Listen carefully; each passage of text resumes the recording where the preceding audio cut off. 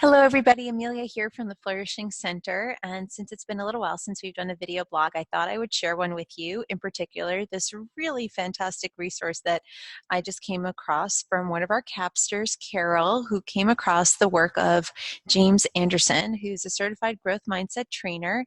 And he has built this really beautiful infographic that I was so excited about and so wanted to share with you that helps us think about mindset as a continuum. And as we frequently are teaching our students and grads, we're always referring to the fact that while it's really important to understand the difference between fixed mindset and growth mindset and how to spot it, many people tend to have a fixed mindset around fixed and growth mindset because they start to ask questions like, well, can you have both? Or can you have a fixed mindset in one area of your life and a growth mindset in another? And we're always talking about how it's not either or, they fall on a continuum, just the same way that a person is not either an introvert or an extrovert. We think of these as personality styles, and a person can be more introverted or less introverted and more extroverted and less extroverted in different areas. And so they fall on a spectrum. And what I think is so cool about what James has created is that he has created this way of thinking about this spectrum where you can move from holding more of a fixed mindset to holding more of a high growth mindset, not just growth, but highly growth oriented, and that how this particular mindset will impact your worldview, how you approach challenges, what you do when you encounter difficulties and obstacles, how you perceive effort, how you work with feedback and criticism from others, how you perceive the success of others, what meaning you make out of making a mistake, and what do you do when you are offered help or support. And so I'm not going to read you this whole infographic.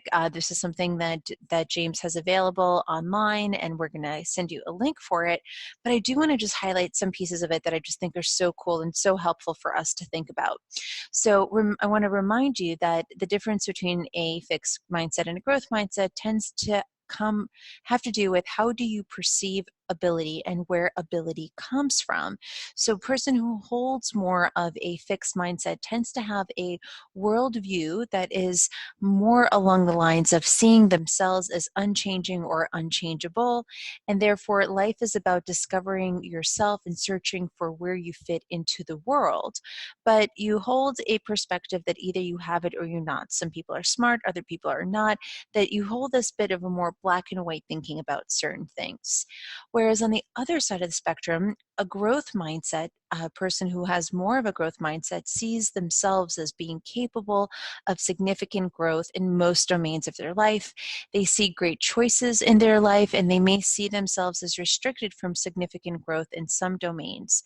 Whereas someone with a high growth mindset may change many of their most basic characteristics or believe that these things can change. And they believe that life is about deciding what you want to be and creating the abilities required to reach your goals. So a lot of mindset is literally about the belief systems that we hold, the story that we attribute to how the world works around us. And like most things, mindset is something that we learn. We don't come into this world with a mindset. We start to take on a series of beliefs. And one of the ways that we form and change our mindset is we like to say that a thought that you repeat often becomes a belief, and beliefs that you repeat often become your mindsets, and your mindsets become your mental schemas or the lens through which you see the world.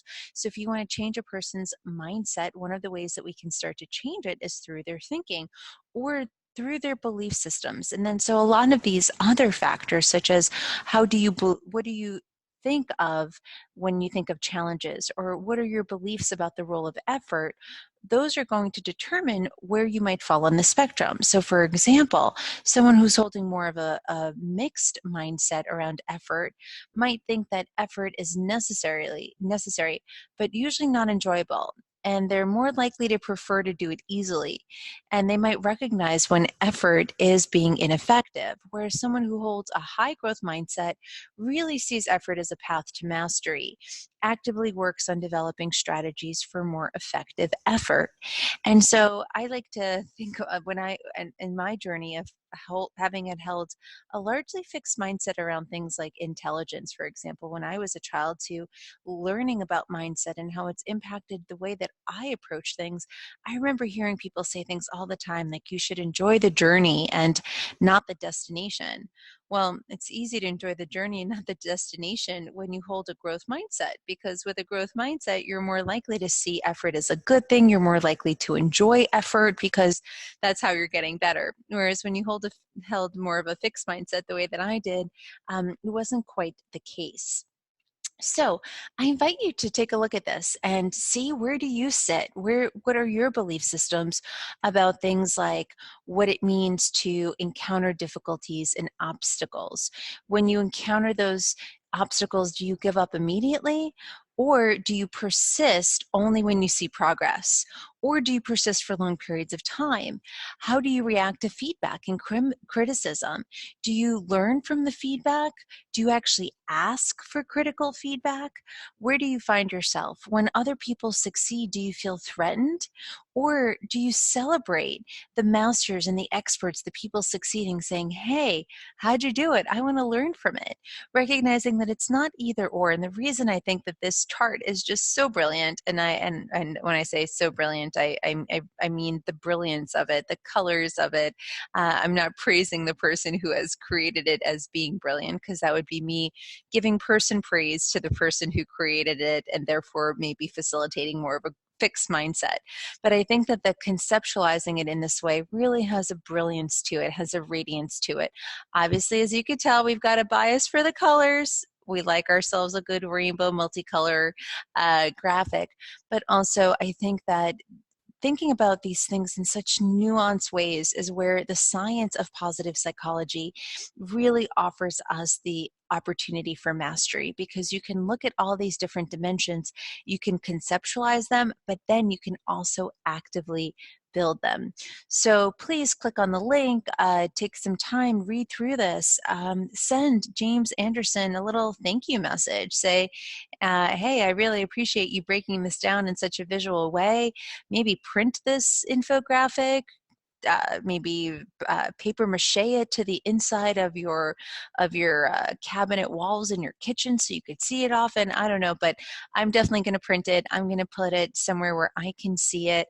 I've been working on growth mindset for close to 13 years now, and I can still catch a little pesky mindset every once in a while. Like a couple of months ago, I was intending on taking on a new language, and I heard my brain go, oh, well, I'm not good at learning new languages. And I was like, wow, that's a fixed mindset, Emiliya. You gotta change that around, because I was telling myself the story like, I'm too old to learn a new language. And if you don't learn a new language in childhood, then you're kind of screwed. Mind you, English is my second language. I was born in Ukraine. Russian is my first language. So these little pesky mindsets, they come up all the time. And if you know how to catch them, you know how to direct them, and looking at them through this really fine lens, this spectrum of a lens, I think really offers us a lot of ideas around how we can all learn, grow, and flourish together. Thanks for watching, and we'll check back in with you soon.